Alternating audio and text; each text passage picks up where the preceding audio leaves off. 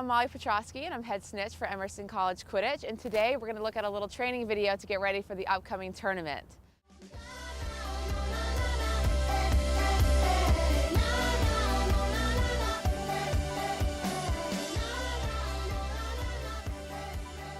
To get started, we're going to talk a little bit about the basic rules.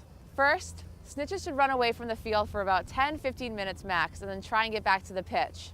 Once back at the pitch, any snitch can pretty much do whatever they want to do without interfering with the game to the point where one team will get advantage. But after that, it's pretty much anyone's game.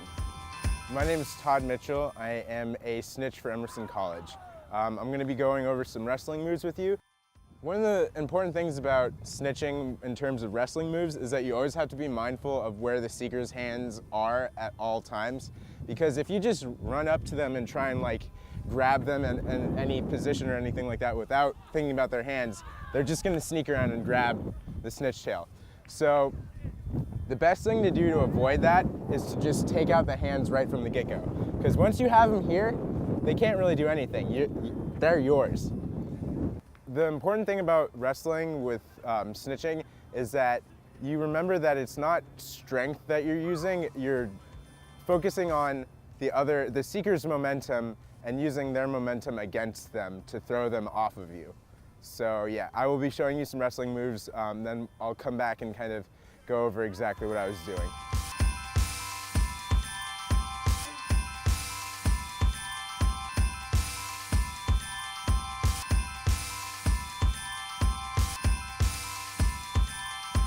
And you can just push them out of the way. Just be mindful of that momentum as they're running at you. You are not in a good position right here because if another seeker comes, if there are two seekers on you and you're like this, that seeker is just going to run around and grab the snitch tail from behind you. So when you're in this position, you might want to grab the arms, get their hands away, and get closer to them so then you can probably throw them or even use them as a shield against another seeker. Hi, I'm Chris. I'm a seeker and a snitch for Emerson College. What I like to do, since I'm not the biggest, strongest snitch, is I like to use my quickness to evade the seekers. It's not all about running away, you know. That's not very fun for the audience or for anyone really. But the key is to let the seekers get close to you, and then you can anticipate their movement and turn quickly.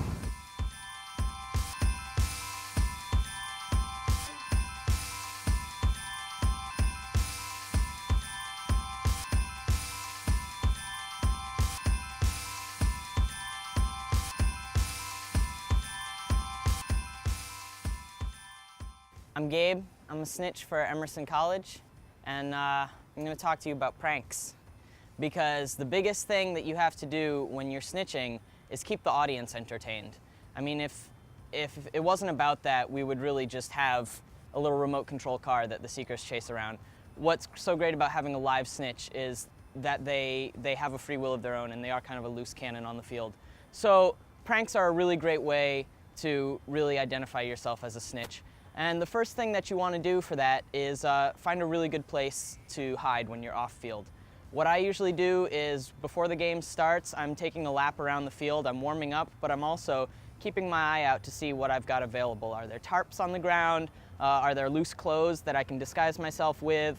Is there space under the bleachers, in a trash can? Are there subways, parking garages, places I can go that would be really funny for me to pop out of, 5-10 minutes later?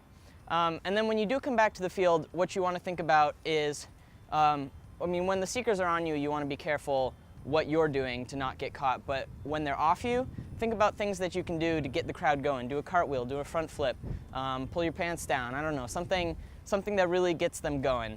And if you have props available to you while you're snitching, feel free to use those too. Take someone's broom, take someone's food, throw snowballs if it's the right time of year. Stuff like that. When you have a fence available to you, you do have to be careful because some snitch refs don't like snitches on the fence, and they will put up a fuss about that. But if they do let you climb on the fence, fences are great to really tease seekers because you can climb it a lot easier than they can. And a great thing to do is, Molly, why don't you try to catch me now?